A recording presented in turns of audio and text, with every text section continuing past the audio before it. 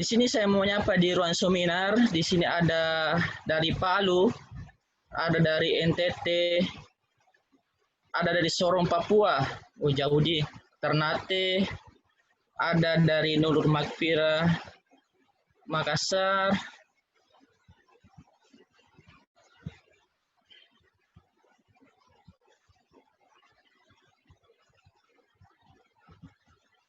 di ruang YouTube juga seperti itu, ada dari Sorong ya, Papua, Makassar, banyak. Jadi kami informasikan kepada peserta di ruang seminar. Yang pertama kami ucapkan selamat datang, dan bagi yang belum merename namanya, saya lihat masih ada nama perangkat HP-nya di layar. Terus kami sampaikan juga bahwa bagi yang ingin menampilkan video, agar kiranya yang pertama peserta seminar untuk menggunakan busana yang rapi dan sopan, supaya kesannya kita lebih sopan gitu. Terus bagi yang sedang nonton bareng, baik di ruang seminar maupun di ruang YouTube, agar kiranya tetap memperhatikan protokol kesehatan, ya, jaga jarak, kenakan masker ya, bagi yang nonton bareng di ruang seminar maupun di ruang YouTube.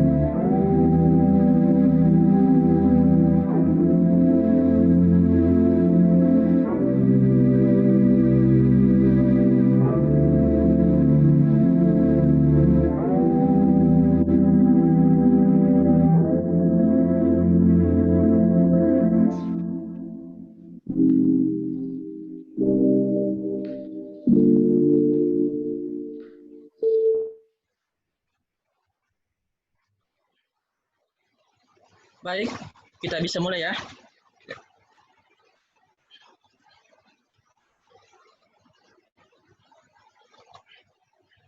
Bismillahirrahmanirrahim. Assalamualaikum warahmatullahi wabarakatuh. Selamat pagi dan salam sehat untuk kita semua. Ya, kembali lagi saya menginformasikan kepada peserta webinar, baik di ruang seminar maupun di ruang YouTube, agar kiranya tetap memperhatikan pertama pakaian, bisa disarankan untuk pakaian rapi dan sopan. Terus bagi yang menampilkan video, agar kiranya mengambil posisi yang duduk yang nyaman sehingga dalam penerimaan materi itu bisa didapatkan dengan rileks dan bisa senantiasa untuk mudah dicerna. Nah, terus bagi yang belum rename namanya di perangkat seminar, agar kiranya rename namanya supaya kelihatan nama asli dan kita supaya seragam. Terus bagi yang di ruang seminar maupun di ruang YouTube, bagi yang ingin nonton bareng, live streaming ataupun di ruang seminar, agar kiranya tetap memperhatikan protokol kesehatan, tetap jaga jarak, pakai masker, supaya kita semua bisa selalu sehat. Baik, sebentar lagi kita akan mulai. Pertama, saya ucapkan terima kasih kepada seluruh peserta di ruang seminar maupun di ruang YouTube karena atas antusiasnya, sehingga pada pagi hari ini kita melaksanakan kegiatan webinar ya, webinar pelaksanaan pemilihan uji data statistik khusus untuk rekan-rekan mahasiswa kesehatan, seperti itu.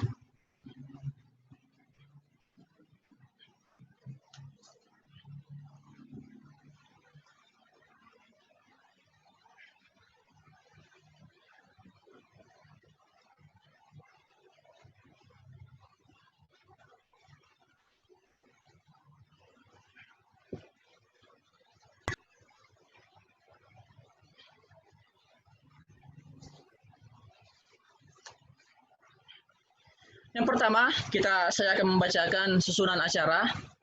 Yang pertama kita mulai ya jam 9, yaitu peserta masuk di aplikasi ruang seminar. Selanjutnya, acara kedua pembukaan. Acara ketiga ada pengenalan Denaria Education. Acara keempat dan kelima itu kita masuk di acara materi. Yang keenam kita masuk di sesi tanya jawab atau diskusi. Yang ketujuh kita masuk di kegiatan penutup atau closing statement. Jadi saya kira untuk mengefisienkan waktu, langsung saya mulai pembukaan. Yang pertama, saya selaku moderator mengajak kepada rekan-rekan peserta webinar, baik di ruang seminar maupun di ruang YouTube, untuk bersama-sama membuka acara ini dengan melepaskan basmalah. Bismillahirrahmanirrahim. Acara kedua, pembacaan doa. Jadi supaya kegiatan kita ini menjadi berkah, mendapat pahala, serta bernilai amal jariah untuk kita semua. Jadi saya mengajak kepada rekan-rekan peserta webinar, baik di ruang seminar maupun di ruang YouTube, untuk senantiasa kita menundukkan kepala sejenak, kita berdoa sesuai dengan kepercayaan dan keyakinan masing-masing. Doa dimulai.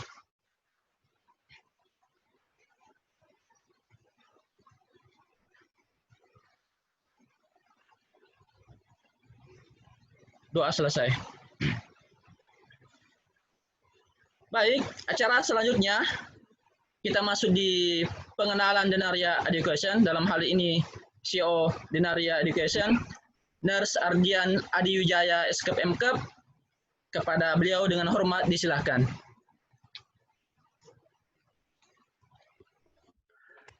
Baik, terima kasih Nurse Kasim. Assalamualaikum warahmatullahi wabarakatuh.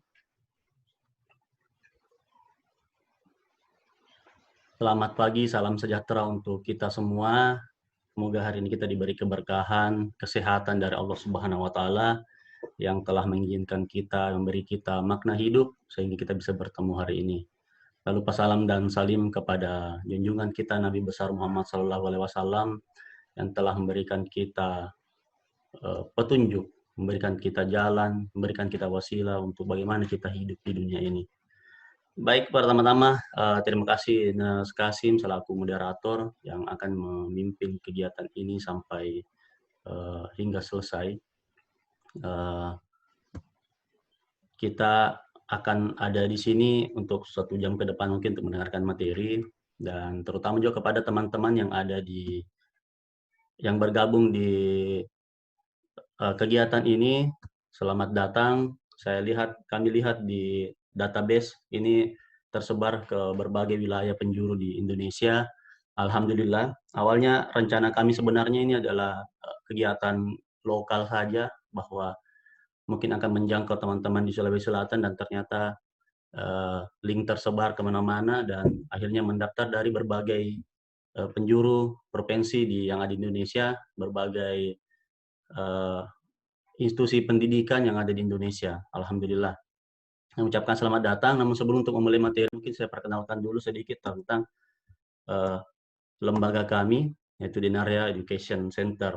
Jadi pertama, Dinaria Education Center ini pertama kali kami lakukan workshop itu di Juli 2018. Jadi mungkin saya perlu ceritakan sedikit bahwa dasar kami membuat lembaga pendidikan ini adalah karena kami melihat ada kecenderungan teman-teman mahasiswa kesehatan ketika sudah pada fase tahap akhir, pada penyelesaian tugas akhir skripsi, itu kadang terkendala pada masalah uji atau olah data.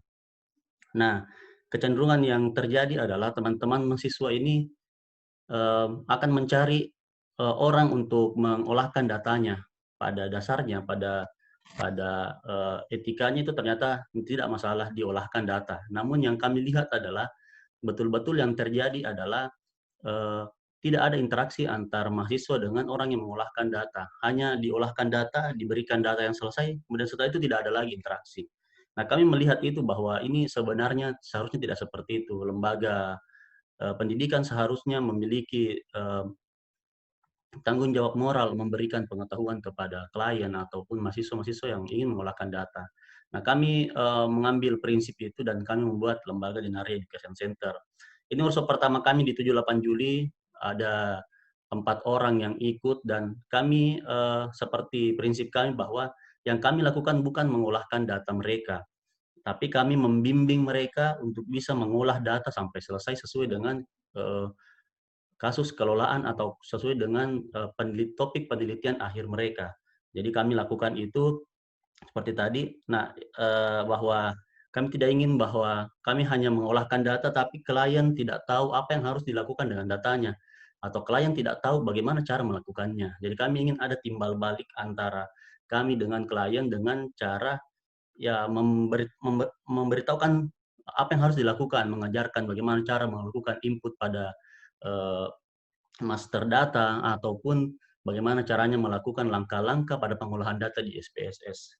Ini mungkin yang pertama. Ini dari 2018 kami sudah mulai, dan setelah workshop itu kami kepikiran untuk membuatkan legalitas, di mana pada 25 Juli 2018 di satu notaris di Kota Makassar, kami mendaftarkan dengan nama Lembaga Pendidikan dan Pelatihan Dinaria Education Center, yang saat ini kami baru berfokus kepada pendampingan olah data dan konsultasi statistik. Nah, kami di 2018 setelah workshop kemarin itu sempat terhenti karena beberapa hal dan tidak melakukan kegiatan apa-apa. Nanti di tahun 2019, di pertengahan 2019, kami beraktif kembali untuk mempromosikan lembaga kami, dan akhirnya di akhir tahun 2019 kami mendapatkan 49 klien dengan rincian seperti yang bisa dilihat. Ada berapa banyak ke olah data penelitian, pembuatan akun peneliti, konsultasi penelitian dan statistik, workshop peneliti, peripat, olah data. Jadi ini adalah layanan-layanan kami yang kami tawarkan kepada teman-teman mahasiswa kesehatan pada khususnya. Namun ternyata yang menghubungi kami untuk konsultasi olah data dan statistik ternyata tidak terbatas kepada mahasiswa kesehatan. Ada juga yang mahasiswa dari jurusan yang berbeda, nanti kita lihat. Jadi pertama, fasilitas kami adalah ada olah data penelitian. Nah, ini mungkin bagi teman-teman yang bingung ketika bagaimana caranya melakukan olah data, itu kami punya layanan itu, bahwa kami akan membantu teman-teman untuk bisa mengolah datanya. Jadi misalnya ada pilihan bahwa kita akan mengolahkan data klien, kemudian setelah itu kita mengajarkan bagaimana cara membaca hasil dari olah data tersebut. Untuk 11 klien ini pembuatan akun peneliti sebenarnya satu institusi kemarin mungkin agak bingung bagaimana caranya membuat akun di Sinta yang terregister, membuat akun di Google Scholar dan sebagainya, jadi kami melakukan pendampingan. Kemudian konsultasi penelitian dan statistik. Jadi ada beberapa klien yang datang itu untuk berkonsultasi saja, bercerita bahwa apakah yang dia gunakan sudah benar, apa yang dia harus lakukan dan sebagainya, bagaimana ketika kuesioner yang dia bangun seperti ini, apa yang harus saya lakukan dan sebagainya. Ada juga yang memang 5 klien ini adalah workshop atau privat olah data. Jadi ada beberapa yang datang itu memang ingin belajar terkait dengan bagaimana caranya melakukan olah data penelitian. Ada yang berprofesi sebagai mahasiswa, ada juga yang berprofesi sebagai dosen atau memang peneliti. Nah, ini berdasarkan jenjang pendidikan. Jadi di 2019 di jenjang pendidikan yang satu kami ada 7 klien, kemudian S2 ada 40 klien. Ini yang paling banyak memang adalah S2. Kemudian ada S3 2 klien. S3 biasanya lebih banyak kepada pendampingan penelitian. Jadi kami mendampingi mereka melakukan penelitian sambil mereka menjadikan kami konsultan. Kemudian berdasarkan keilmuan, ini saya bilang tadi, memang memang kami basisnya sebenarnya saya narasumber moderator adalah dari kesehatan, keperawatan. Jadi kami memang mengatakan bahwa kami fokus kepada penelitian kesehatan. Namun tidak terbatas pada itu, ada beberapa klien kami yang berasal dari arsitektur, ekonomi dan bisnis, dan teknik sipil. Karena pada dasarnya olah data ini adalah universal. Spesies ini universal sebenarnya. Jadi memang beberapa jurusan lain di luar kesehatan memang bisa saja menghubungi kami untuk melakukan konsultasi statistik atau olah data. Alhamdulillah bahwa klien-klien yang ada pada kami itu memang tersebar di beberapa kota, dari Bengkulu, Jogja, dan paling banyak Makassar, ada Pangkep, Bulukumba, dan Papua. Nah, ini beberapa tampilan ketika kami bertemu dengan klien secara offline. Jadi kini ada 2 layanan, ada yang konsultasi melalui melalui WhatsApp, ada konsultasi melalui offline. Biasanya yang minta konsultasi melalui offline itu adalah orang-orang yang mungkin butuh penjelasan lebih banyak, karena tentu saja ketika kita melakukan penjelasan secara online mungkin ada batasan-batasan sehingga mungkin minta untuk bertemu. Nah, kami pada dasarnya pada kegiatan yang kami lakukan ini tidak kaku. Jadi kami bisa bertemu di mana saja. Bisa janjian kalau memang kita sempat ketemu dan sebagainya di suatu tempat yang diinginkan oleh klien, itu bisa kita lakukan. Jadi supaya kita bawaannya santai saja seperti itu. Nah, untuk di 2020 sampai saat ini kami ada 17 orang klien, di mana 3 terdiri dari mahasiswa S3 yang sampai sekarang masih kami dampingi, kemudian ada 13 mahasiswa S2 dan 1 mahasiswa S1 yang melakukan konsultasi dan uji data kepada kami. Jadi yang saya ingin tekankan bahwa yang membuat kami berbeda dengan lembaga konsultasi olah data dan statistik lainnya adalah memang kami tidak hanya satu arah. Yang kami lihat bahwa ketika ada orang melakukan uji data, setelah diolah datanya itu putus. Jadi tidak ada lagi komunikasi, apakah datanya salah atau apa dan sebagainya, ada perubahan dari dosen pembimbing dan sebagainya, itu tidak ada lagi komunikasi. Nah, kami tidak. Kami akan mendampingi klien kami sampai selesai, bahkan ketika data yang sudah diolah kemudian dikonsulkan dengan pembimbing misalnya ada masalah atau perubahan, kami akan tetap mendampingi. Jadi kami tidak ingin bahwa ini hanya terputus pada olah data kemudian selesai atau konsultasi kemudian selesai, tapi kami melakukan pendampingan hingga selesai dan kami siap dihubungi via WhatsApp ataupun bisa bertemu jika memang memungkinkan.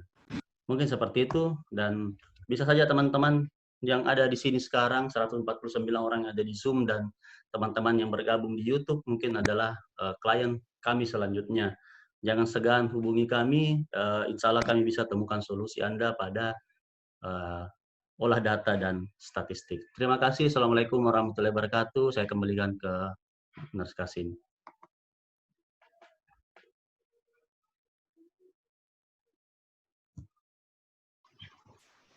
Ya, terima kasih Nars atas beberapa kata yang disampaikan terkait dengan lembaga Denaria Education. Nah, sedikit saya memberikan gambaran bahwa di kegiatan kita pada hari ini itu nanti ke depan difokuskan bagaimana cara pada intinya memilih uji statistik apa yang cocok berdasarkan dengan data atau kondisi penelitian kita. Jadi intinya saya logikakan bahwa kalau kita ingin memotong kue, ya kalau kita ingin memotong kue, itu alat pemotongnya bisa saja kita pakai pisau silet, bisa saja kita pakai pisau sendiri, bisa kita pakai parang, bahkan bisa kita pakai potong dengan gergaji untuk memotong kue. Nah, tentu semuanya bisa dipakai untuk memotong kue tadi. Namun tentu ada beberapa alat pemotong yang sesuai untuk memotong kue. Ya, kira-kira gambarannya seperti itu untuk uji penelitian bahwa uji statistik itu sebenarnya semua bisa. Namun ada satu yang memang sesuai berdasarkan dengan kondisi data dan kondisi lain dalam penelitian kita. Nah, untuk membahas itu semua, hari ini ada Ners Dewi Yuliani, SKEP MKes, yang akan mengupas tuntas terkait masalah penelitian atau pemilihan jenis uji apa yang cocok kalau penelitian kita kondisinya seperti ini, dan penelitian apa yang cocok kalau kondisi data kita seperti ini. Ya, hari ini semoga bisa terjawab oleh narasumber kita. Baiklah, untuk memerahkan kami panggil materi kita, yakni Ners Dewi Yuliani, SKEP MKes. Namun sebelum itu, saya akan membacakan sedikit kurikulum vitae dari narasumber kita.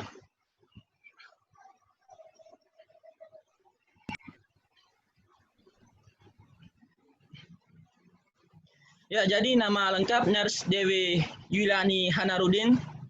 Beliau lahir 24 Juli 1989 dan status saat ini sudah menikah.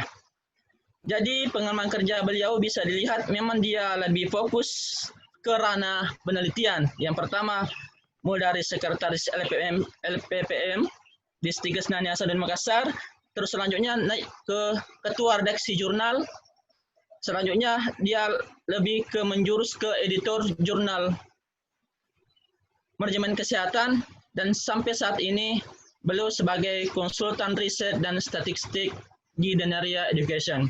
Ya, mungkin bisa dilihat beberapa sosial media dari narasumber kita, juga ada nomor HP, ada Facebook, ada Instagram, ada Twitter, email, dan sebagainya.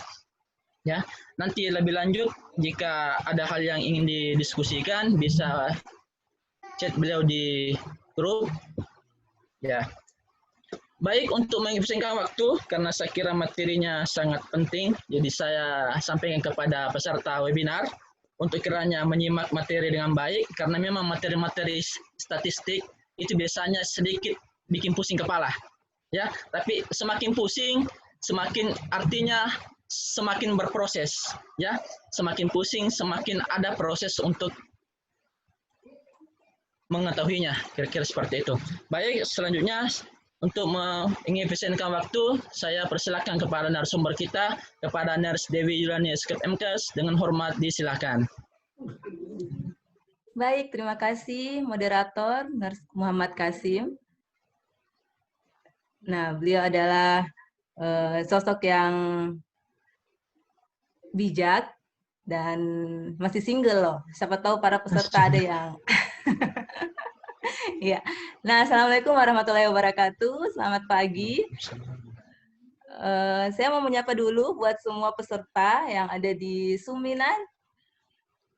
Saya lihat ada 153 orang, dan di live streaming YouTube sekitar 100-an orang juga, ya.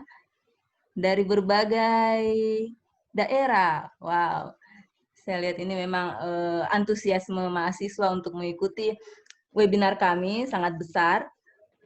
Ya, semoga setelah menyimak materi ini, kegalauan-kegalauan yang ada di pikiran para peserta bisa sedikit berkurang atau terjawab. Ya. Nah, Materi yang akan kami bawakan terkait dengan bagaimana sih cara kita untuk memilih uji data yang tepat berdasarkan judul atau masalah penelitian yang telah dirumuskan. Ya. Namun sebelum itu saya ingin melihat semangat para peserta dulu. Ya. Mana raise hand-nya, raise hand. Mana tangannya? Ya. Wow, yang di Sumina sangat antusias ya. Nah, materi ini mungkin familiar pernah kalian dapatkan di bangku kuliah, apalagi bagi mahasiswa semester akhir. Ya, memang di beberapa mata kuliah, terutama di mata kuliah metodologi penelitian atau mata kuliah biostatistik, ya, topik ini dibawakan oleh para dosen-dosen. Ya, nah, saya mungkin hanya ingin menyederhanakan supaya teman-teman bisa lebih paham dan lebih sederhana, karena tidak rumit sebenarnya memahami uji data ini.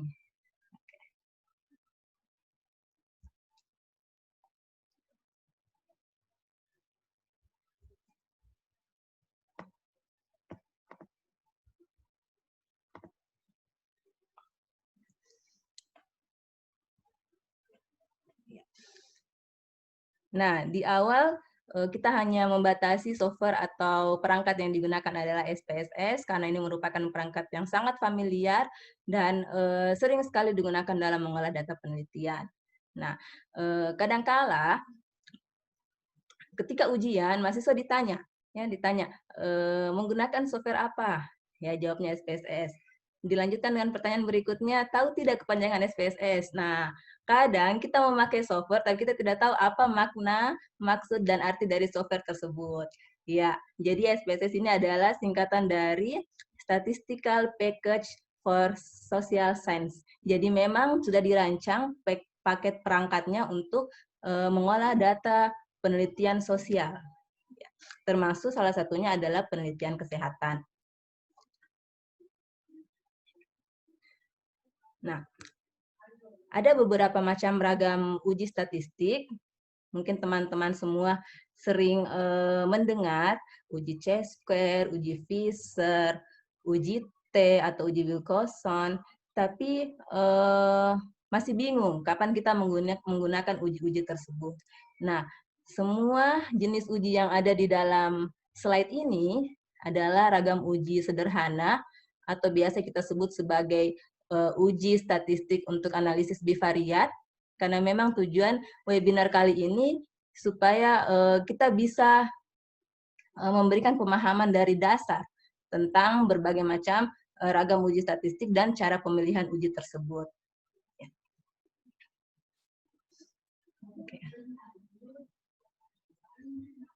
Nah, ada 3 langkah dalam memilih uji data penelitian. Ya, teman-teman yang sementara menyusun mungkin bisa melihat atau mereview kembali penelitian yang sementara berlangsung. Ya. Bisa memperhatikan bagaimana jenis hipotesis dari penelitian Anda. Ya, hipotesis ini memang perlu sekali untuk dirumuskan. Mulai dari penyusunan proposal, seharusnya hipotesis itu sudah ada di dalam proposal. Nah, hipotesis ini adalah dugaan sementara dari hasil penelitian kita nantinya.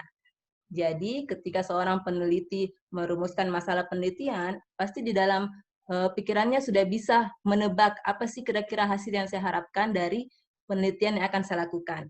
Nah, hasil itu akan tertuang di dalam hipotesis. Ya, ada istilah hipotesis 0 dan hipotesis A. Ya.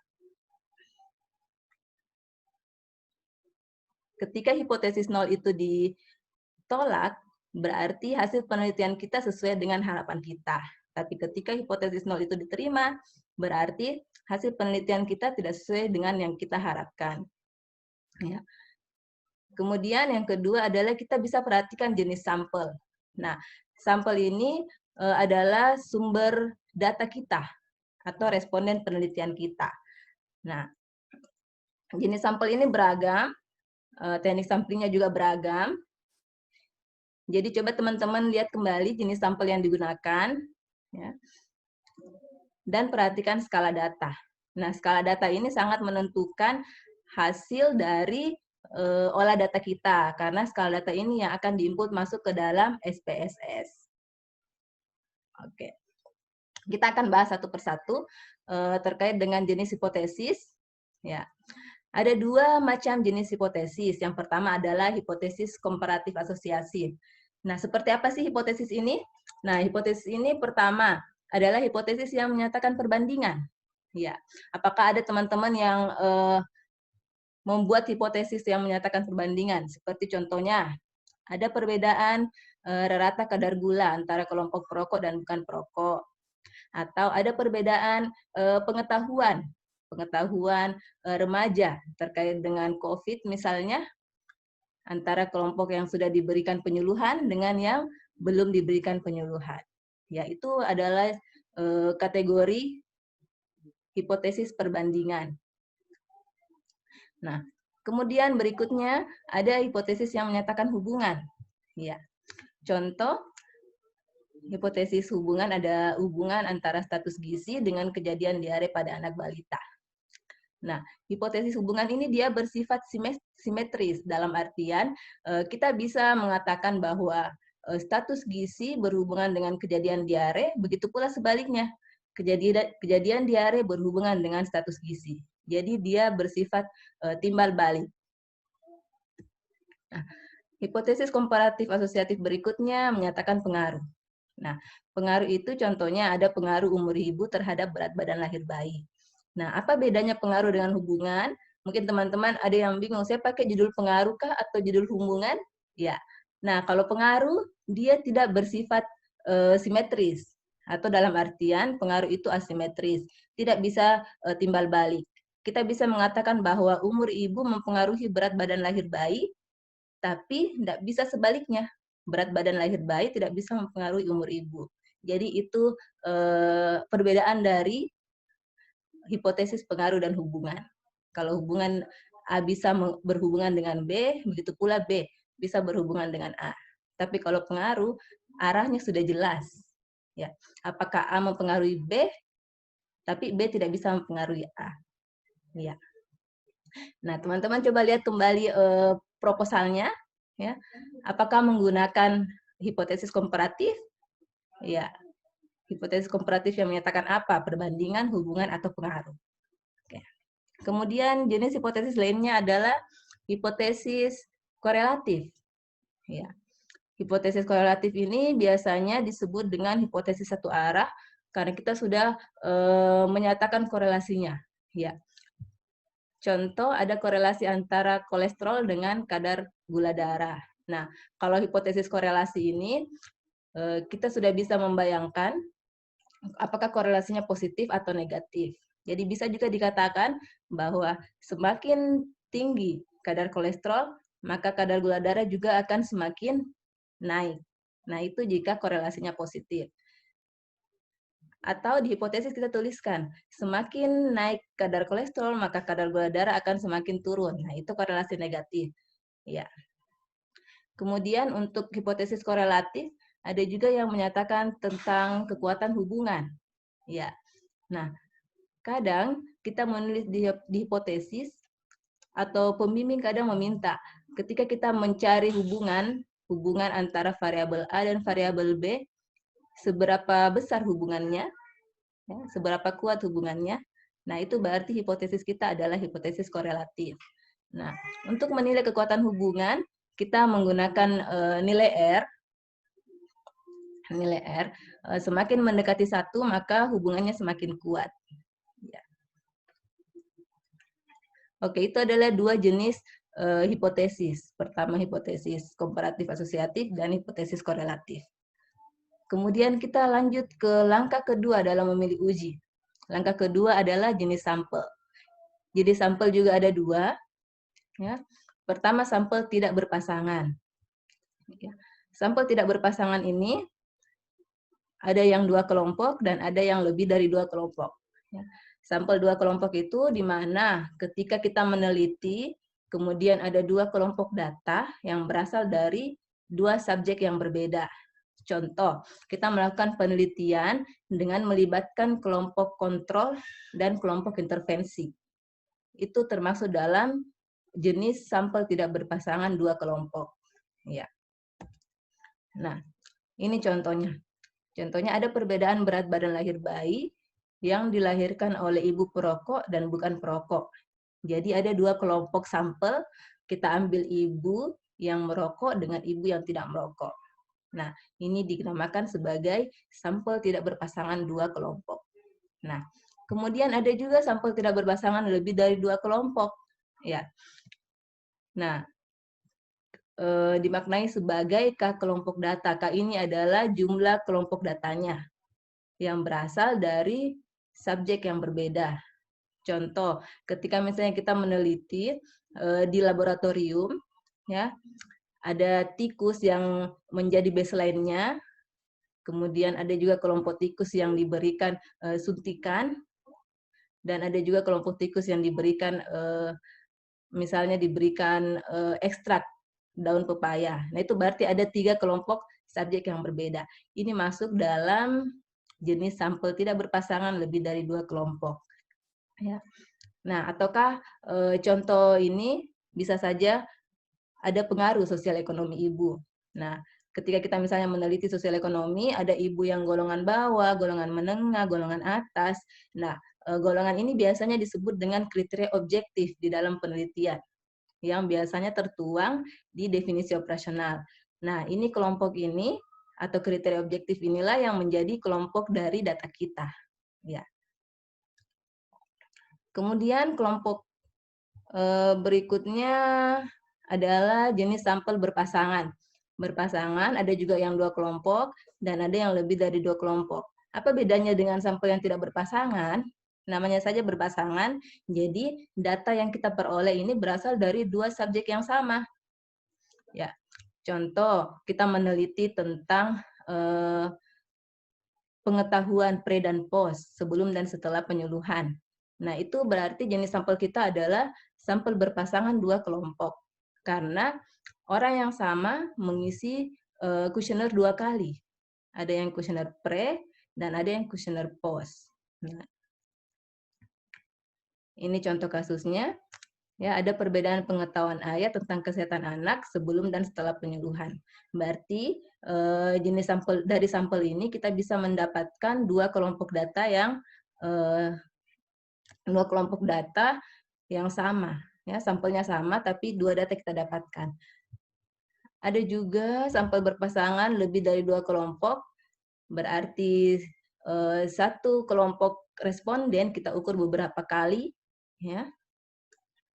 Nah, contoh judul ada pengaruh self manajemen edukasi selama 30 hari, 60 hari, dan 90 hari terhadap kualitas hidup pasien gagal jantung. Jadi judul ini ketika misalnya kita melakukan penelitian, ya, pasien gagal jantung, kita berikan edukasi, ya, kita berikan dulu edukasinya, kemudian kita ikuti pasien tersebut selama 1 bulan atau 30 hari.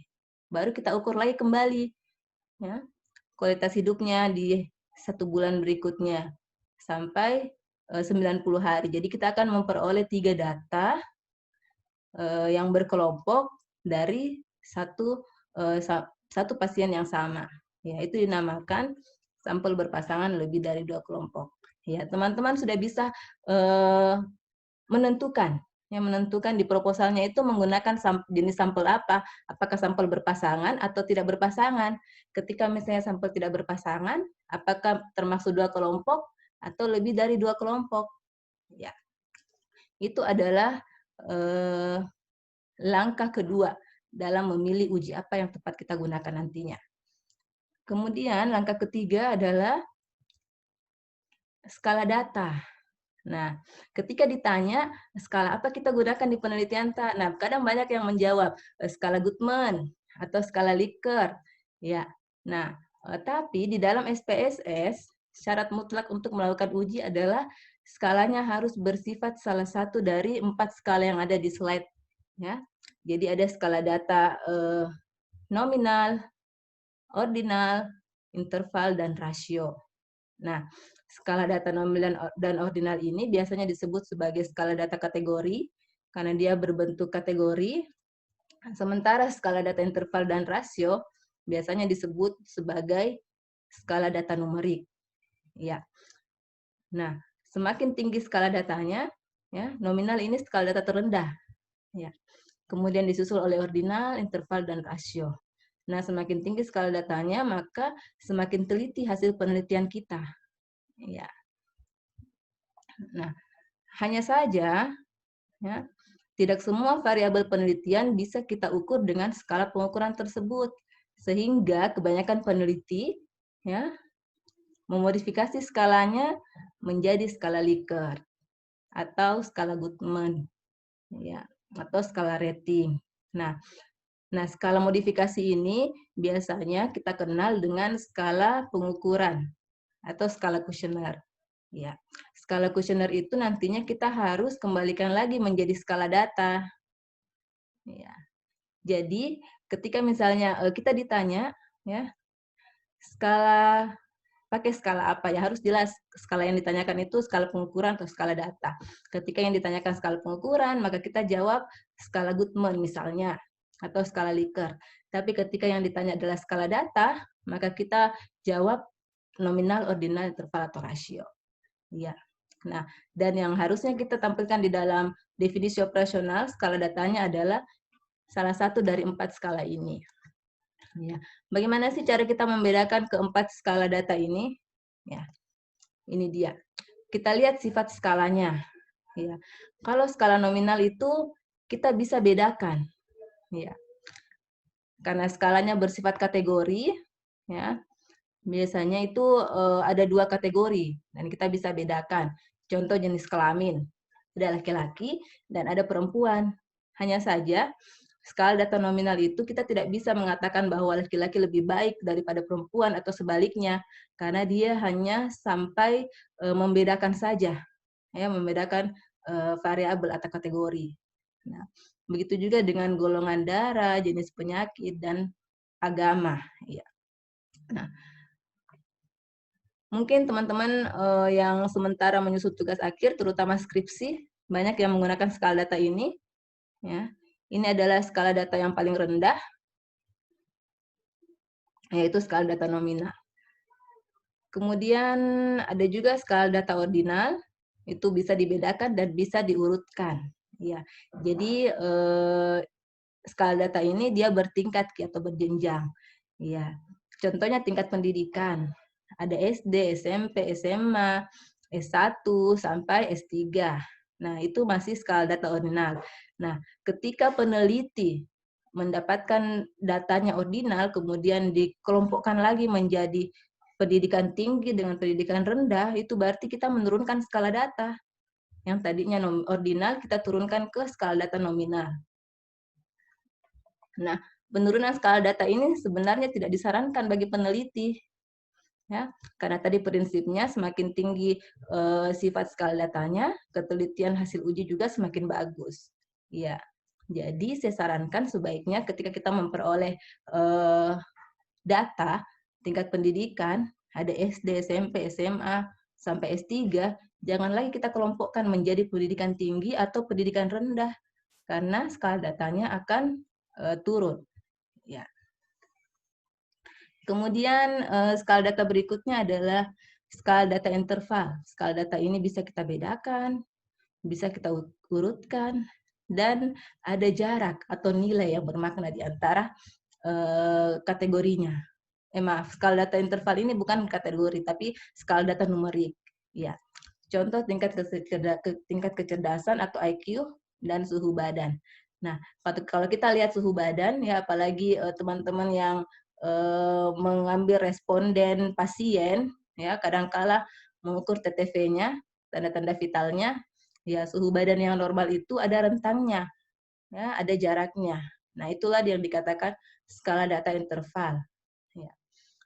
Kemudian skala data rasio adalah skala data yang sifatnya paling tinggi, ya. Bisa dibedakan, bisa diurutkan, kemudian berjarak, dan kita bisa bandingkan. Plus ada nilai nol mutlaknya. Contoh ketika kita ukur berat badan, Ada yang berat badannya 40 kilo, ada yang berat badannya 60 kilo, dan nilai 0 pada berat badan itu juga memiliki makna. Itu namanya skala data rasio. Ya. Nah, ketika misalnya kita punya variabel berat badan, kemudian kita kelompokkan lagi menjadi kurus, normal, gemuk. Nah, itu berarti kita sudah menurunkan skala datanya. Yang harusnya kita uji dalam SPSS adalah skala data rasio, karena semakin tinggi skala datanya, semakin teliti hasilnya. Oke, mungkin teman-teman sudah bisa menentukan di proposalnya atau di hasil penelitiannya itu menggunakan skala data apa. Apakah nominal, ordinal, interval, atau rasio. Oke. Nah, ini adalah resume 3 pemilihan uji data. Pertama, tentukan dulu jenis hipotesisnya, apakah komparatif atau asosiatif, ataukah hipotesis korelasi. Kedua, kita tentukan jenis sampelnya, apakah sampel tidak berpasangan, sampel berpasangan, ya, 2 kelompok atau lebih dari 2 kelompok. Kemudian ketiga, kita tentukan skala datanya, apakah skala data numerik, yaitu kategori rasio dan interval, atau skala data kategorik, yaitu ordinal dan nominal. Ya, ketika kita sudah paham 3 langkah ini, maka kita akan sangat mudah untuk memilih uji apa sih yang harus saya pakai, dan kita akan mudah untuk menjawab kenapa saya pakai uji tersebut. Ya. Nah, ini adalah tabel, ya, tabel pemilihan uji atau tabel ragam uji. Ya, seperti yang sudah kita bahas sebelumnya, bahwa ada 3 langkah yang perlu kita perhatikan.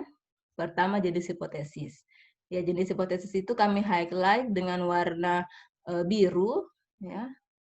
Kemudian jenis sampel adalah yang warna merah fillnya. Kemudian jenis skala itu fillnya warna kuning. Ya, jadi 3 langkah ini menentukan uji apa yang kita pakai. Ya. Nah, yang tulisannya warna biru ini adalah jenis uji parametrik atau uji yang kita pakai ketika distribusi data kita normal atau data berdistribusi normal. Ya. Ketika datanya tidak normal, maka kita menggunakan alternatif uji, ya, atau uji statistik non parametrik seperti uji Mann-Whitney, Kruskal-Wallis, Wilcoxon, Friedman, atau Spearman-Roth. Ya. Nah, kita langsung saja ke contoh kasus. Ya. Nah, contoh kasus 1, seorang peneliti ingin mengetahui apakah kadar hemoglobin ibu hamil yang diberikan tablet Fe atau tablet besi lebih tinggi dari yang tidak diberikan tablet besi. Nah, untuk membuktikan hal ini, diambil sampel 2 kelompok ibu hamil, masing-masing 10 orang. Ya. Ada kelompok 1 dan kelompok 2. Kelompok 1 adalah ibu hamil yang diberikan tablet Fe, dan kelompok 2 adalah ibu hamil yang tidak mendapatkan tablet Fe. Nah, pertanyaannya, uji statistik apa yang tepat digunakan? Apakah ada teman-teman yang bisa menjawab? Uji statistik apa yang kira-kira tepat untuk kita gunakan?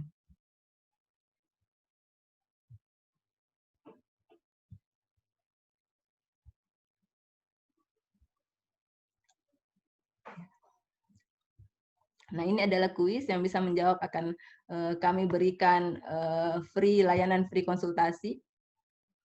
Ya. Silakan diaktifkan mic-nya bagi teman-teman yang mau menjawab. Ataukah teman-teman yang lagi live YouTube, silakan jawab di komen, ya, di kolom komentar. Jenis uji apa yang cocok digunakan dari kasus 1 tadi.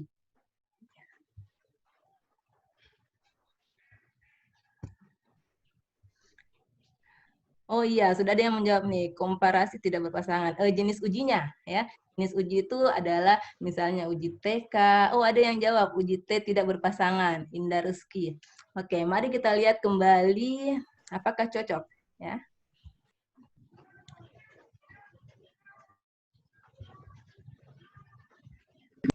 Kita lihat kembali. Nah, di sini, di sebelah kanan, ada tabel ragam hasil uji.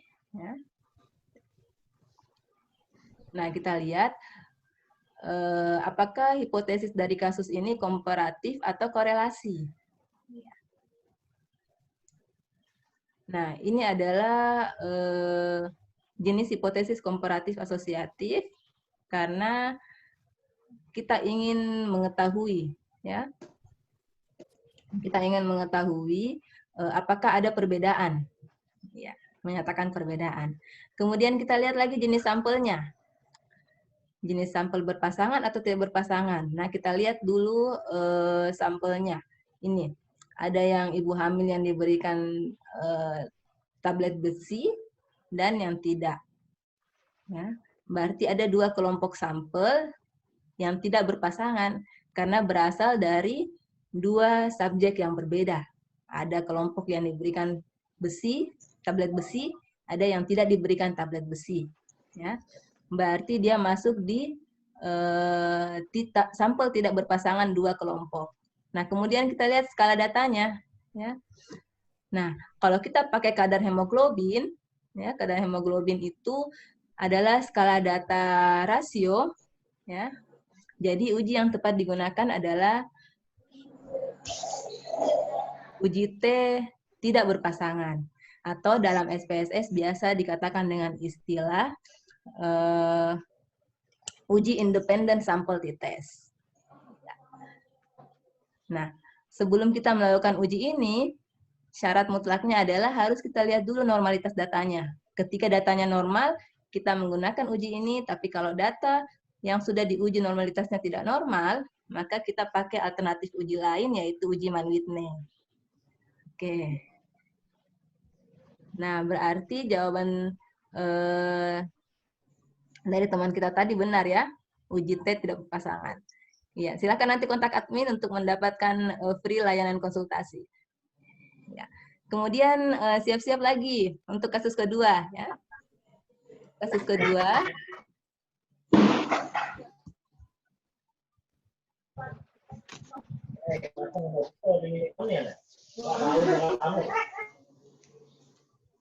Nah, ini dia di kasus kedua.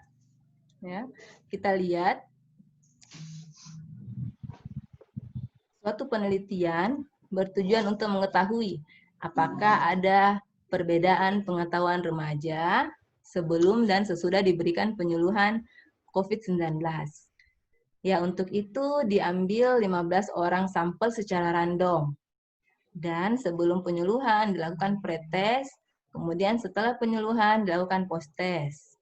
Nah, pertanyaannya, uji statistik apa yang tepat digunakan untuk kasus tersebut?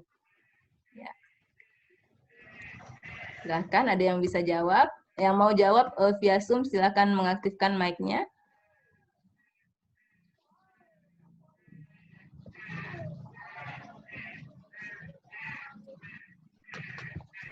Uji T berpasangan, Bu. Oh, ada yang jawab ya? Kita lihat di Viral chat. test, Bu. Oh, siapa tuh? Ayo, angkat tangan, tunggu saya lihat dulu. Ali Ahmad. Ali Ahmad. Ya, Ali Ahmad, uji apa yang digunakan? Viral test, Bu, untuk mengetahui sebelum dan sesudah dilakukan perlakuan. Uji pirate sample t-test, uji T ya? Ya, uji Oke, mari kita lihat bersama. Ya. Mari kita lihat bersama kasusnya tadi. Ya. Nah. Kalau kita lihat tabel ragam hasil uji, ya. Nah, tujuan ini, variabel ini adalah jenis hipotesis komparatif. Ya. Karena kita ingin mengetahui apakah ada perbedaan. Kemudian kita lihat jenis sampelnya. Jenis sampelnya adalah remaja, ya. Remaja yang diukur 2 kali, pre dan post, berarti termasuk dalam sampel berpasangan, 2 kelompok. Ya. Kemudian kita lihat skala datanya. Kalau kita meneliti pengetahuan, variabel pengetahuan, ya, dengan skala data misalnya kita ambil dari angka 0 sampai 100 pengetahuannya, jadi itu berarti masuk dalam skala data rasio. Ya. Jadi uji yang tepat digunakan adalah uji T berpasangan. Iya, Ali benar. Ya, uji T berpasangan. Dan ketika misalnya datanya tidak berdistribusi normal, maka kita menggunakan uji Wilcoxon. Ya, uji Wilcoxon. Nah, kemudian kita pindah ke contoh kasus berikutnya. Ya. Contoh kasus yang ketiga. Nah, contoh kasus ini adalah ketika peneliti ingin mengetahui apakah ada pengaruh pemberian makanan tambahan atau PMT. Nah, PMT ini kriterianya cukup dan kurang. Ya, apakah berpengaruh dengan status gizi balita? Status gizi balita ini kriterianya baik dan kurang. Nah, untuk membuktikan itu, maka diambil sampel secara random sebanyak 30 orang. Maka uji apakah yang tepat untuk digunakan? Kita lihat kolom komentar teman-teman yang di YouTube. Oh, ada yang menjawab ya teman-teman yang di Zoom. Siapa? Bisa disebutkan nama dan institusinya.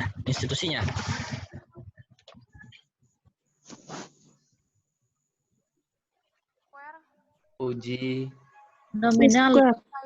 Oh iya, Lutfianti nih. Lutfianti yang jawab di chat dan Lutfianti, halo, kalau bisa Lutfianti. dari Halo, institusinya. dari Poltekkes Kemenkes Jakarta 1. Oh, dari Jakarta. Wow, halo Jakarta. Ya, uji C-square ya? Iya, Chi-square, uji T. Oke, mari kita lihat bersama ya. Kita lihat kasusnya bersama. Ya. Nah, kasus ini adalah jenis hipotesis pengaruh ya, atau hipotesis komparatif asosiatif. Ya. Kemudian kita lihat jenis sampelnya. Ya. Ya. Sampelnya adalah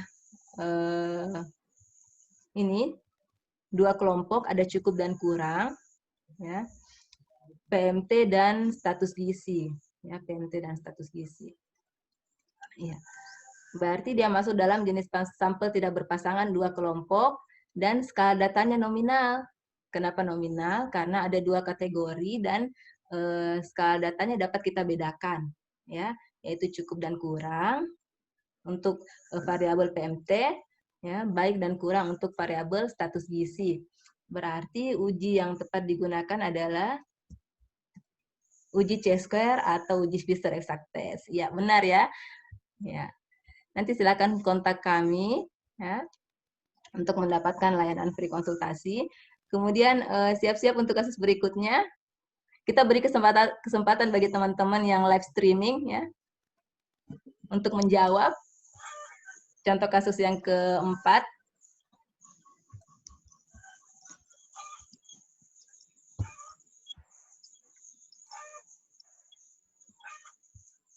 Ya.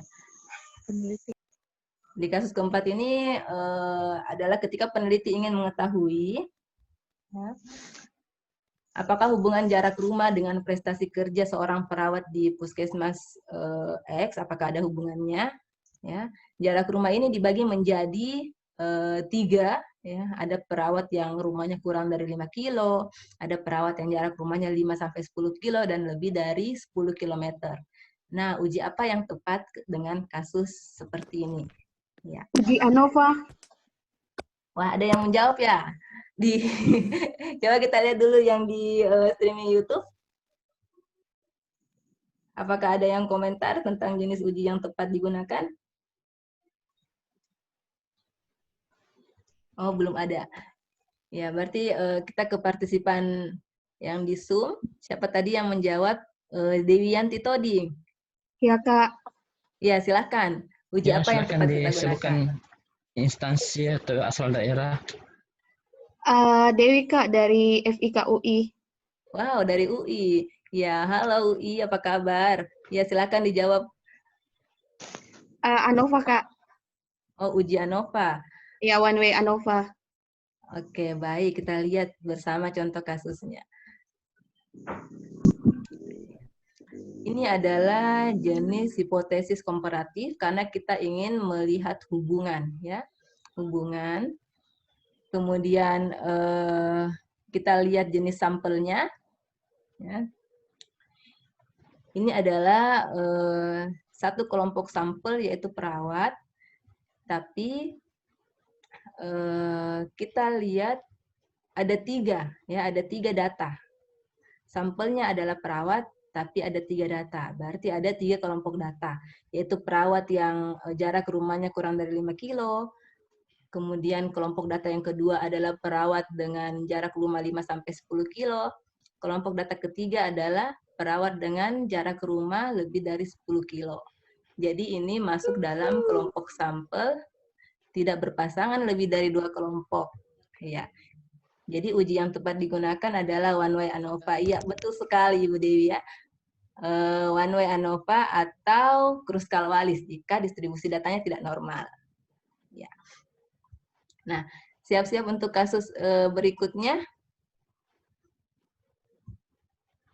Nih, peneliti ingin mengetahui pengaruh dari self-manajemen edukasi. Jadi diukur selama 30 hari, 60 hari, dan 90 hari. Terhadap kualitas hidup pasien gagal jantung. Oke, untuk kasus seperti ini, uji apa yang tepat digunakan? Ya, silahkan yang mau menjawab. Tinggal.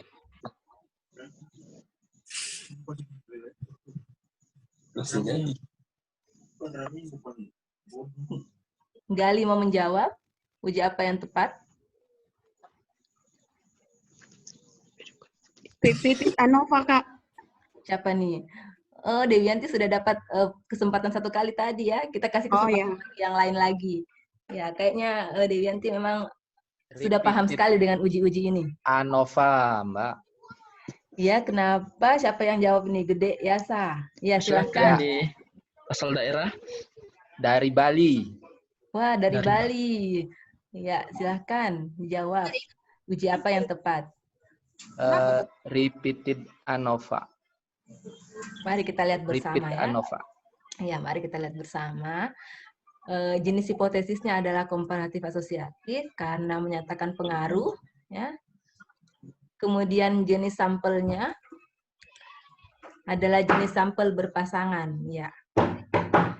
Kenapa berpasangan? Karena satu pasien bisa dijelaskan ya, diukur silakan. 30 hari, 60 hari, 90 hari ya. Iya, betul. Ya, satu subjek diukur berkali-kali ya. Berarti ada beberapa kelompok data ya. Berarti sampel berpasangan lebih dari 2 kelompok. Ya, uji yang tepat adalah repeated ANOVA atau uji Friedman jika datanya tidak normal. Nah, dari pemilihan ini kita juga bisa menjawab ketika ditanya sama penguji ya, kenapa menggunakan uji itu? Ya, contoh kita menggunakan uji Friedman kalau datanya tidak normal. Kenapa menggunakan uji Friedman? Jadi kita bisa jawab karena ini adalah jenis hipotesis komparatif ya, dengan jenis sampel berpasangan lebih dari 2 kelompok. Iya, dan distribusi datanya tidak normal kalau kita menggunakan Friedman. Ya. Oke, Gede Yasa bisa nanti menghubungi admin kami untuk mendapatkan layanan free konsultasi. Ya, terima kasih jawabannya. Ya, kemudian kita lanjut ke kasus ke-6. Ya. Kasus ke-6 ini adalah pertanyaan tentang kasus tentang ketika peneliti ingin mengetahui korelasi antara SGOT dengan kadar kolesterol, sehingga diambil 10 sampel secara random. Nah, pertanyaannya adalah uji apa yang tepat kita gunakan pada kasus seperti ini? Ada yang mau menjawab? Pearson correlation. Oh iya, Ajeng Widi. Ada Ardiansyah juga. Ya, siapa yang duluan nih? Silakan moderator yang menentukan. Yang duluan Ajeng. Oh iya. Ajeng, silakan. Saya Ajeng Widya dari Poltekkes Kemenkes Jakarta 1. Oh iya. Nah, silakan dijawab. Pearson correlation. Pearson correlation. Kenapa demikian? Coba bisa dijelaskan?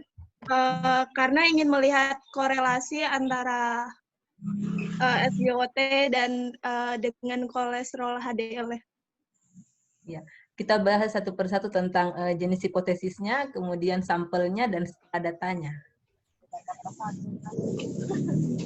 Ya. Nah, jenis korelasi dari kasus ini adalah jenis hipotesis adalah hipotesis korelasi ya, sangat jelas karena di sini menyatakan ingin mengetahui korelasi. Ya. Kemudian kita lihat kalau korelasi hanya ada apakah dia skala datanya kategori atau numerik. Ya.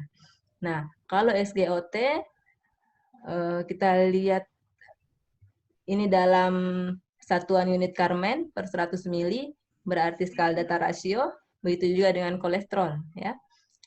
Miligram per 100 mili berarti rasio. Jadi, uji yang tepat digunakan adalah uji Person jika distribusi datanya normal dan uji Spearman jika distribusi datanya tidak normal.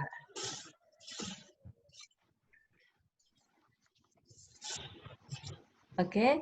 Nah, sebagai bahan bacaan, referensi bagi para peserta, ya, kita bisa melihat beberapa buku ya yang saya jadikan acuan dalam membuat materi ini.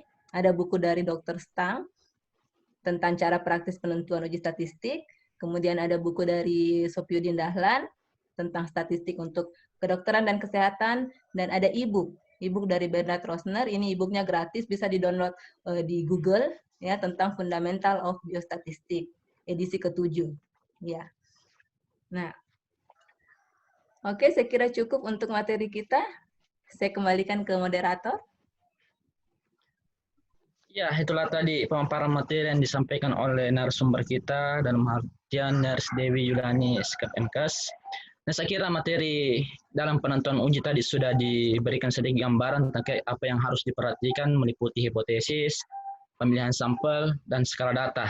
Nah, tentu masih ada dari beberapa peserta yang ingin bertanya.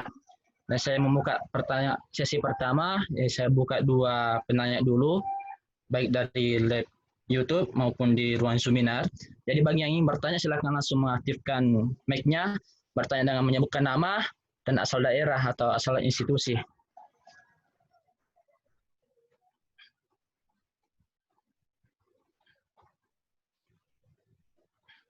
Silakan bagi yang ingin bertanya.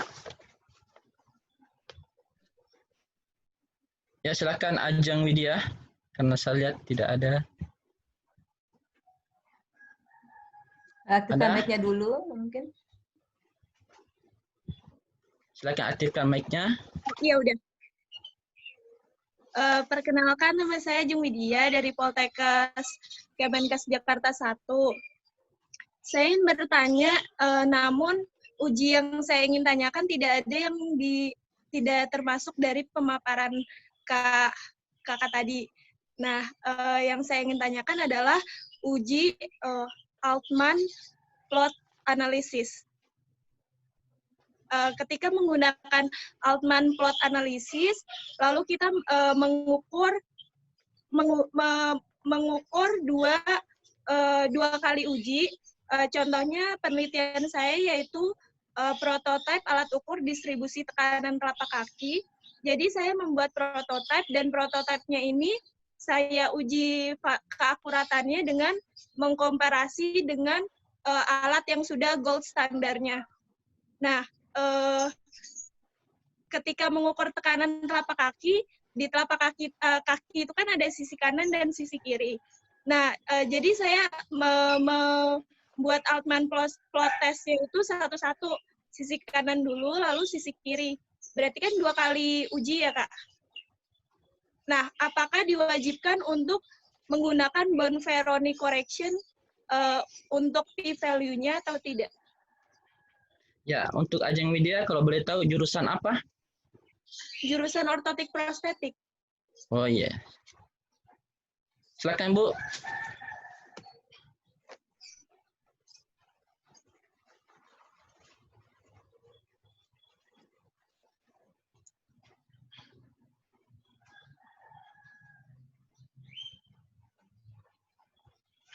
Silakan bagi yang ingin bertanya juga bisa cek di ruang seminar.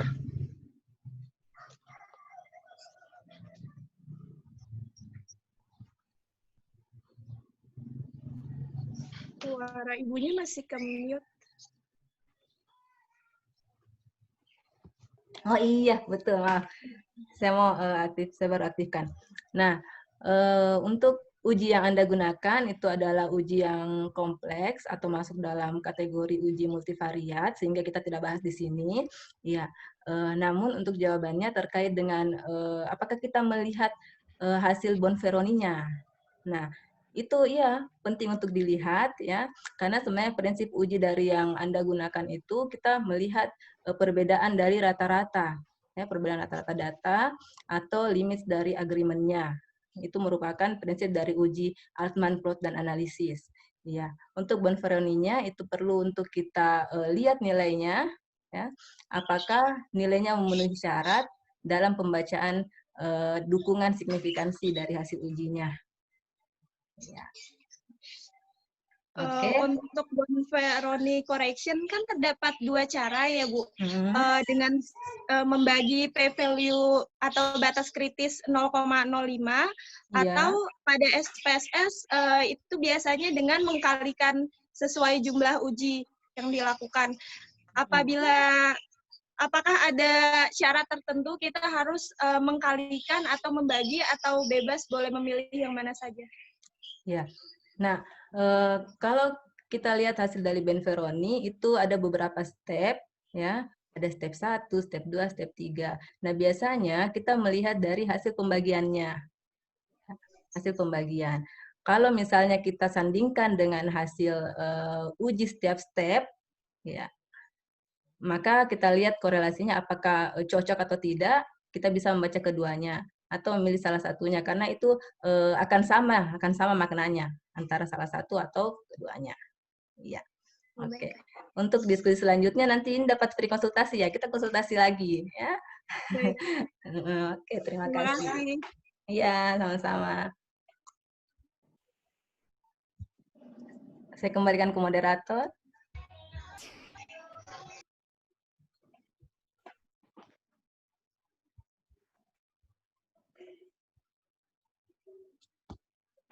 Oh ya, ada yang mau bertanya nih. Ali, silahkan. Boleh bertanya, Pak. Iya, Bu. Mic-nya moderator belum aktif kayaknya. Saya nih. Ali dari Maluku. Iya, saya ambil Ali saja. Lanjut, Bu. Iya, silakan Ali. Oh ya, Bu.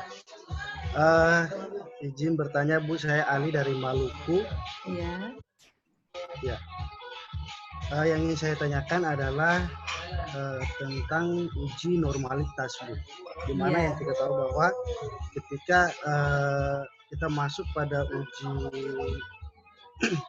uji T atau uji manual itu kan harus butuh yang namanya uji normalitas. Betul. Ya kan? Parametrik dan non parametrik. Nah, di sini yang ingin saya tanyakan, uji normalitas yang paling baik untuk tidak berpasangan dan berpasangan itu yang mana, Bu? Yang paling baik yang untuk dipakai atau yang umum dipakai? Terima kasih, Bu. Oh iya, makasih. Saya langsung jawab saja ya. Izin moderator. Ya, terkait dengan uji normalitas data. Nah, uji normalitas ini yang mana yang paling tepat digunakan? Itu tergantung dari jumlah sampelnya, ya, dari jumlah sampel. Ya. Ketika jumlah sampelnya kurang dari 50, maka kita menggunakan uji Shapiro-Wilk, ya, uji normalitas Shapiro-Wilk. Dan ketika jumlah sampelnya lebih dari 50 orang atau 50 responden, kita menggunakan uji normalitas Kolmogorov-Smirnov. Ya, jadi ada dua pilihannya, pakai Shapiro-Wilk atau pakai Kolmogorov-Smirnov. Itu tergantung dari jumlah sampelnya dan tergantung dari jenis datanya. Apakah data yang kita olah adalah skala kategorik atau numerik. Karena di pembacaan hasil normalitasnya ada yang berdasarkan rata-rata, nilai rata-rata, ada juga yang berdasarkan nilai tengah atau nilai median. Ketika kita misalnya menggunakan skala data kategori, berarti kita ambil nilai normalitasnya di dasar untuk median, dan ketika kita menggunakan skala data numerik, kita ambil nilai dasarnya di base of rata-rata atau min. Ya. Saya kira begitu jawabannya. Silakan dipilih tergantung jenis sampelnya. Oke, baik Bu, terima kasih ya. Iya. Ya. Baik, selanjutnya ada pertanyaan masuk dari ruang YouTube, Bu. Di sini atas nama Sylvia Novianti. Ya. Sylvia Novianti dari Poltekkes Jakarta 1, jurusan ortotik protestik. Pertanyaannya, saya ingin bertanya, untuk skala Likert termasuk ordinal atau interval? Terima kasih. Oh iya. Nah, skala Likert. Oke, tadi saya bahas di slide ya tentang skala Likert. Skala Likert ini adalah jenis skala data modifikasi. Ya. Jadi misalnya kita punya kuesioner dengan pilihan jawaban mulai dari setuju sampai tidak setuju. Nah, itu adalah skala Likert ya.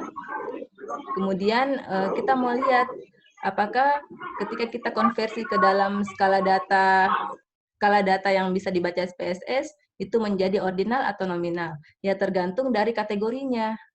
Ya, tergantung dari kriteria objektifnya. Ya. Ketika misalnya kita kelompokkan dia ya berdasarkan rentang nilai skor jawabannya. Ya. Rentangnya 1 sampai 5, kemudian kita langsung konversi ke dalam skala data. Nah, dia bisa masuk sebagai skala data interval karena dia berjarak. Ya, hasil jawabannya.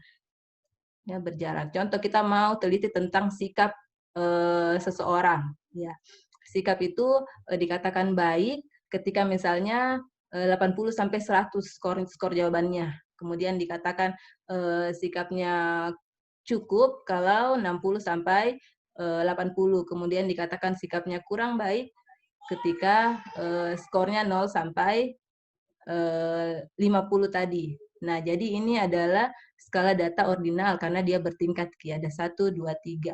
Dan kita bisa bedakan nilai dari 3 kriteria tersebut. Ya, jadi tergantung dari kriteria yang kita gunakan dalam penentuan variabel. Ya. Saya kira itu jawaban saya, Sylvia. Terkait dengan skalanya masuk di mana. Ya. Ordinal atau interval. Ya. Saya kembalikan ke moderator.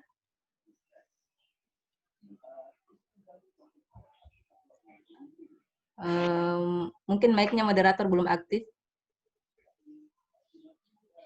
Ya, silakan. Ya baik, saya masih buka 3 penanya, baik itu dari ruang YouTube maupun di ruang seminar. Nah, boleh nggak sih tanya? Ya, siapa namanya? Lutfianti. Lutfianti, coba di atas nama Lutfianti. Iya. Ya, coba ditampilkan videonya supaya lebih interaktif. Kamera saya lagi bermasalah nih, Kak. Oh gitu ya. Ya. Kalau begitu silakan. Jadi Lutfianti asal daerah dari Poltekkes Kemenkes Jakarta 1, jurusan ortotik prostetik. Ya, silakan.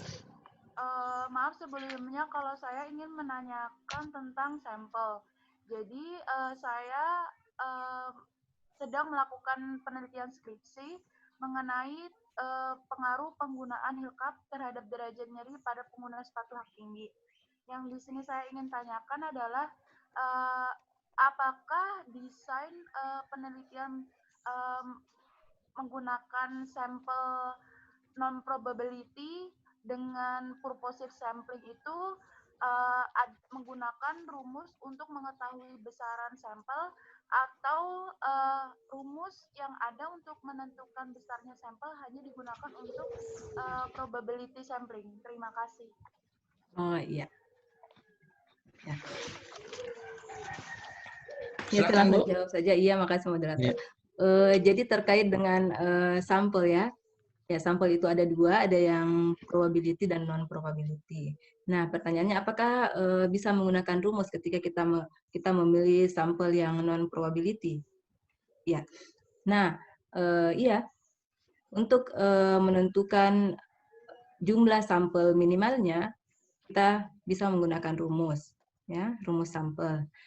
Nah, biasanya kami sarankan mereka atau peneliti untuk mendownload software rumus sampel penelitian, ya, Determinant Health of Science, yaitu dikeluarkan oleh WHO. Jadi kita tinggal melihat kita menggunakan teknik sampling apa. Ya, jika purposif nanti ada pilihan rumus di dalam situ dan kita bisa memasukkan jumlah populasi sebelumnya. Ya, seperti itu.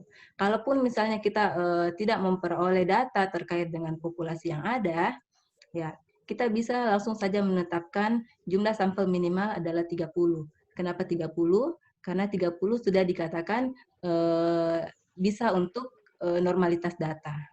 Ya. Seperti itu saya kira. Saya kira cukup ya untuk Lutfianti. Jadi ini tetap harus ini ya, menggunakan aplikasi ya Bu untuk perhitungan statistik sampelnya. Iya, sebaiknya bisa pakai aplikasi, bisa juga pakai rumus yang manual, ya. Tapi kalau mau mudahnya ya pakai aplikasi saja, seperti itu. Baik Bu, terima kasih. Iya, sama-sama. Baik, selanjutnya ada pertanyaan masuk dari ruang YouTube atas nama Stefanus dari Stigia Makassar, S1 Keperawatan. Nah, dia bertanya, tipe kesalahan dalam pengujian hipotesis itu seperti apa, Bu?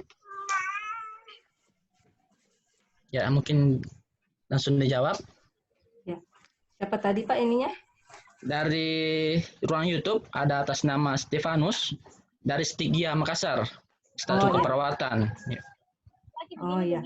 Nah, kalau terkait dengan tipe kesalahan ya, tipe kesalahan dalam penentuan itu ya ada beberapa jenis kesalahan pengambilan keputusan. Ya, keputusan pertama adalah apakah kita terima H0-nya ataukah kita tolak H0-nya. Ya. Nah, ada yang dikatakan kesalahan tipe 1 alfa dan kesalahan tipe 2 beta. Nah, ini adalah jenis kesalahan dalam pengambilan keputusan. Nah, kesalahan tipe 1 adalah ketika kesalahan kita untuk menolak H0 padahal sesungguhnya H0 itu bermakna. Ya. Nah, kalau kesalahan tipe 2 itu adalah ketika kesalahan kita tidak menolak H0 padahal sebenarnya H0 itu salah. Ya. Jadi kapan kita bisa menyimpulkan ini? Ya tergantung dari hasil uji yang kita lihat. Ya. Nah, ada yang dikatakan alfa dan beta. Ya. Untuk pelajari lebih lanjutnya, silakan membaca buku referensi yang saya berikan tadi di akhir slide, ya, tentang berbagai macam tipe kesalahan dalam pengambilan keputusan. Ya. Oke.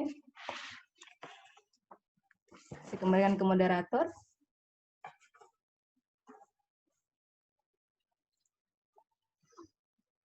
Aktifkan mic-nya dulu, Nurse Kasim.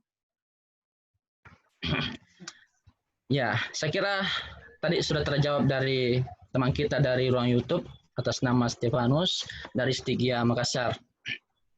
Selanjutnya saya tambahkan lagi satu sesi, saya membuka 3 pertanyaan, baik kembali dari ruang YouTube maupun di ruang seminar. Jadi bagi teman-teman yang ingin bertanya, silakan mute-kan mic-nya, kemudian angkat tangan, kemudian kita bertanya, sebutkan nama dan asal daerahnya. Silakan. Bisa bertanya, Bu. Ya, silakan. Julianus. Ya. Atas dari Nama saya Julianus dari mahasiswa Magister Ilmu Keperawatan Unhas. Izin bertanya mengenai kalau kita mau transformasi data, apa yang harus diperhatikan mengenai kalau transformasi data, kemudian kalau olah data, apakah hal-hal apa aja yang diperhatikan, misalnya kalau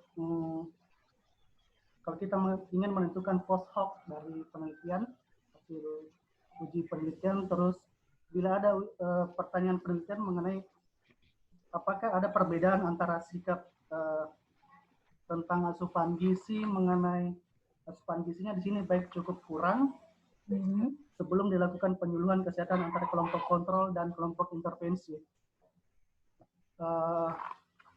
Mengenai ujinya itu, uji yang tepat itu yang bagaimana, Bu? Oh iya. Gimana, Bu? Oh iya, saya langsung jawab, Pak ya. Iya, siap. Ya, nah ini bagus ya karena langsung kasus dari penelitian saudara. Nah, terkait dengan transformasi data, jadi data yang kita transformasi itu ada beberapa macam jenis transform data. Bisa pakai square root atau akar, bisa pakai square atau logaritma. Ya, jadi silakan dipilih mau transform pakai jenis apa. Ya. Dan cara-cara transformnya itu bisa lihat tutorialnya di YouTube atau di Google. Ya. Nah, kemudian terkait dengan penentuan uji ya. Penentuan uji ketika kita meneliti tentang pre dan post, kemudian ada kelompok kontrol dan kelompok intervensi. Nah, berarti kasusnya agak kompleks ya. Nah, ketika kita mau melihat perbedaan pengetahuan misalnya antar kelompok kontrol dan kelompok intervensi sebelum kita berikan perlakuan, ya, berarti itu masuk dalam kategori sampel tidak berpasangan. Ya. Jadi uji yang kita pakai, ya, kalau datanya numerik, kita pakai uji independent sample t-test, ya. Dan kalau datanya kategori, datanya tidak normal ya, maaf, kita pakai uji non parametrik yaitu uji Mann-Whitney untuk melihat ada tidak perbedaan pengetahuan kelompok kontrol dan kelompok intervensi sebelum diberikan apa-apa atau diberikan perlakuan. Nah, kemudian uji berikutnya ketika kita mau lihat apakah di kelompok intervensi ini ada perbedaan pre dan post. Ya, berarti kita pakai lagi uji yang untuk paired sample t-test. Ya, atau uji Wilcoxon. Ya, seperti itu. Jadi ada dua macam uji yang digunakan tergantung dari tujuan ujinya apa. Ya. Saya kira seperti itu. Bagaimana, Saudara Julianus? Ya, makasih Pak. Makasih Bu. Iya, siap. sama-sama. Selanjutnya Bu, ada dari teman kita dari ruang YouTube atas nama Eva Octavia dari UNAS. Izin bertanya Bu, mengenai sampel apabila mengambil secara aksidental, apakah ketetapan sampel harus tetap 30? Ya, saya ulang kembali, izin bertanya Bu, mengenai sampel apabila mengambil secara aksidental, apakah ketetapan sampel harus tetap 30? Ya, terima kasih. Ya. Nah, kalau kita aksidental berarti non-probability sampling ya. Nah, apakah harus 30? Sebenarnya tidak harus, tapi baiknya 30 ya. Kenapa demikian? Karena ketika sampel kita jumlah sampel minimalnya 30, berarti bisa diasumsikan bahwa datanya nanti akan normal. Ya. Kalau misalnya kita ambil sampel di bawah 30 bisa Bu? Iya bisa. Tapi sebelum diuji nantinya harus kita lihat normalitas datanya dulu. Ya, seperti itu. Ya, saya kira sudah terjawab ya dari saudara kita dari ruang YouTube atas nama Octavia Eva dari UNAS. Baik, saya masih membuka dua pertanyaan lagi, baik dari ruang YouTube maupun dari ruang seminar. Saya buka dua pertanyaan bagi teman-teman yang ingin bertanya. Silakan aktifkan mic-nya, kemudian bertanya menyampaikan nama dan asal daerah.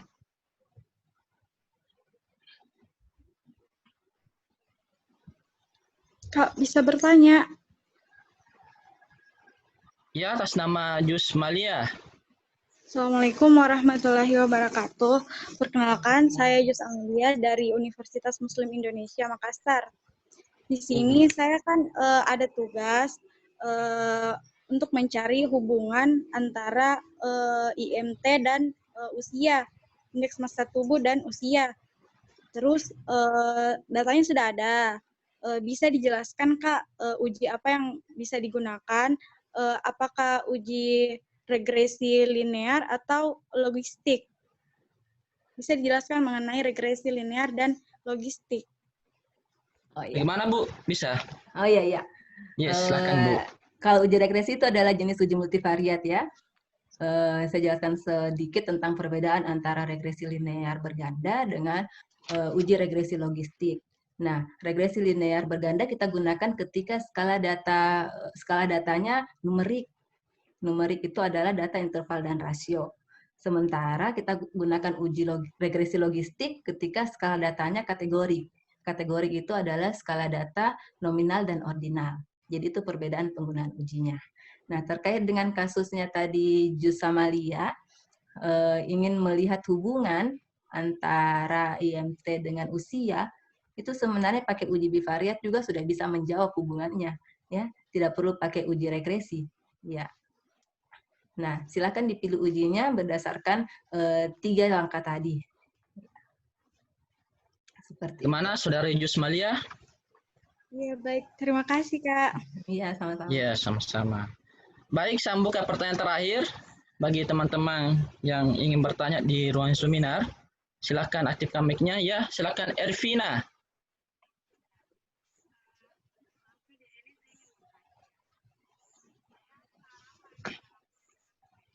Suaranya Bisa suaranya. kurang kedengaran, Ervina. Ervina, bisa suaranya di...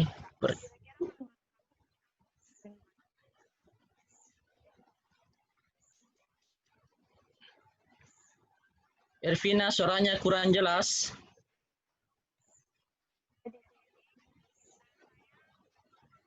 Mungkin bisa dicabut dulu headsetnya, Ervina, biar jelas suaranya. Headsetnya dari laptop atau HP. Belum kedengaran. Oh iya, ya, kedengaran.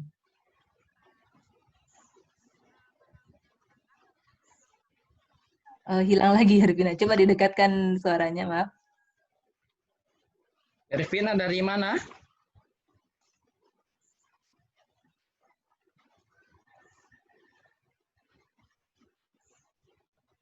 Suaranya masih belum kedengaran.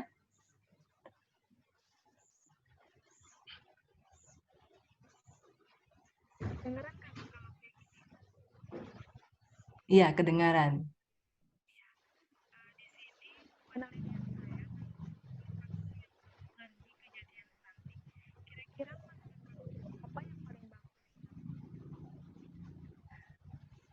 Saya hanya dengar sekilas tentang kejadian stunting.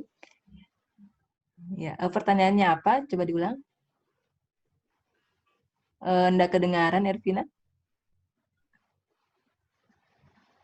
Ya, mungkin bisa sekalian di chat juga karena diketik via chat karena suaranya memang agak terganggu. Ya, mungkin bisa diketik lewat chat, Ervina. Sambil mengingatkan sudah ada form absen yang bisa diisi ya di kolom chat.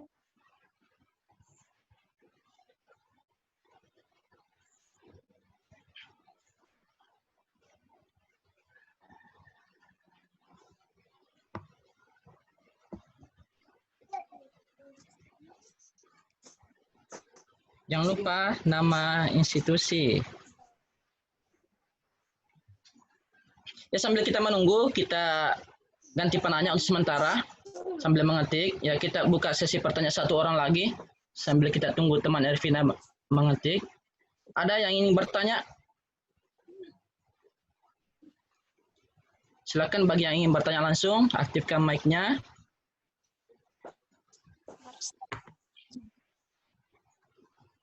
Sambil kita tunggu Ervina mengetik di kolom chat. Ya, sudah ada nih chatnya. Saya bacakan penelitian saya tentang faktor-faktor yang mempengaruhi kejadian stunting. Kira-kira uji apa yang bagus digunakan? Ya, seperti itu, Bu. Iya, nah kalau bertanya uji apa yang bagus, ya semua uji bagus ya. Uji bagus, cuman yang perlu kita pilih adalah apakah ujinya itu tepat dengan kasusnya atau tidak. Ya, seperti itu. Nah, kalau kita hanya melihat dari judul terkait faktor-faktor yang mempengaruhi kejadian stunting, itu belum muncul variabelnya apa, hipotesisnya apa, bagaimana jenis sampelnya, kemudian skala datanya apa. Jadi kita belum bisa menentukan uji apa yang tepat. Ya.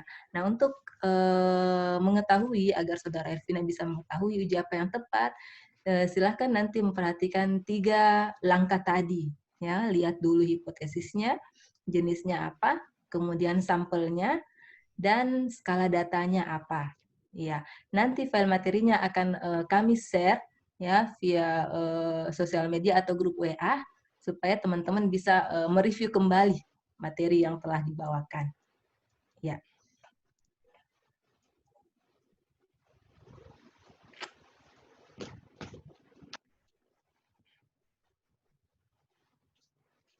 Cukup? Ya. Ya. Baik, saya kira dari ke-10 penanya, kami ucapkan banyak terima kasih baik dari penanya di ruang seminar maupun penanya di ruang YouTube. Lagi-lagi kami ucapkan terima kasih, semoga apa yang disampaikan itu dapat bermanfaat dan tentunya dapat diaplikasikan di penyusunan tugas akhir seperti itu. Baik, kami mengingatkan kembali sebelum kami tutup bahwa link kehadiran sudah dibagikan di kolom chat. Nah, silakan bagi teman-teman yang sudah registrasi dan sudah mengikuti dari awal sampai saat ini, agar kiranya mengisi link kehadiran itu menjadi salah satu bukti kami bahwa untuk berhaknya menerima sertifikat dari kegiatan ini. Terus saya mengingatkan kembali bahwa jangan lupa di follow akun Denaria Edu di Instagram, karena informasi-informasi mengenai perkembangan sertifikat nanti akan dipublish melalui akun tersebut. Baik, untuk mempersingkat waktu, mungkin saya bisa sedikit menyimpulkan bahwa sebenarnya pada intinya semua uji penelitian itu bisa, namun saya kembalikan bahwa ada yang sesuai berdasarkan tadi dari kriteria kita, bahwa kita memperhatikan hipotesis, jenis sampel apa yang kita pakai, dan skala data apa yang kita pakai, sehingga dari ketiga kriteria tersebut kita bisa menyimpulkan bahwa oh ternyata posisi saya, uji saya lebih tepatnya ke uji seperti ini. Ya, kira-kira seperti itu. Namun sebelum saya tutup, saya memberikan sedikit kayak kata-kata pencerah bahwa dari statistik, dari sampel saya belajar dari arti sebuah pasangan. Nah, kira seperti itu. Dari statistik saya belajar arti sebuah hubungan. Dari statistik saya pun menghargai akan arti adanya perbedaan. Dan dari statistik saya pun menghargai akan adanya suatu pengaruh. Semoga kita tetap satu arah dalam sebuah pengaruh. Lalu terus semua penelitian itu akan terasa bermakna kalau peneliti bersikap jujur dalam melaksanakan penelitian. Sekian dari saya. Wassalamualaikum warahmatullahi wabarakatuh. Waalaikumsalam warahmatullahi wabarakatuh. Waalaikumsalam warahmatullahi wabarakatuh. Ya, silakan aktif mic-nya. Silakan Sapa saling dari sapa. mana? Yang mungkin ada temannya di sini, silakan saling sapa. Terima kasih, Bapak. Iya, sama-sama. Semoga bermanfaat.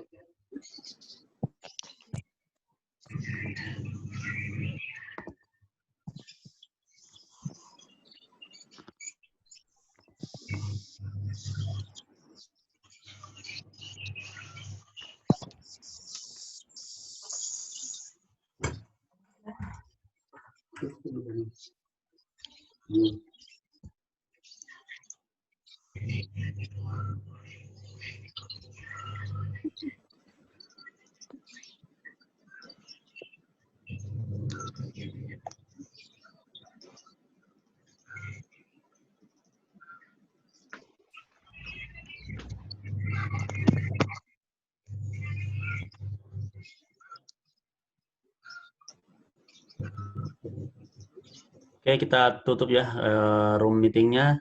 Untuk informasi webinar olah data selanjutnya bisa follow akun kami di denaria.edu Instagram. Informasi akan kami sampaikan di sana.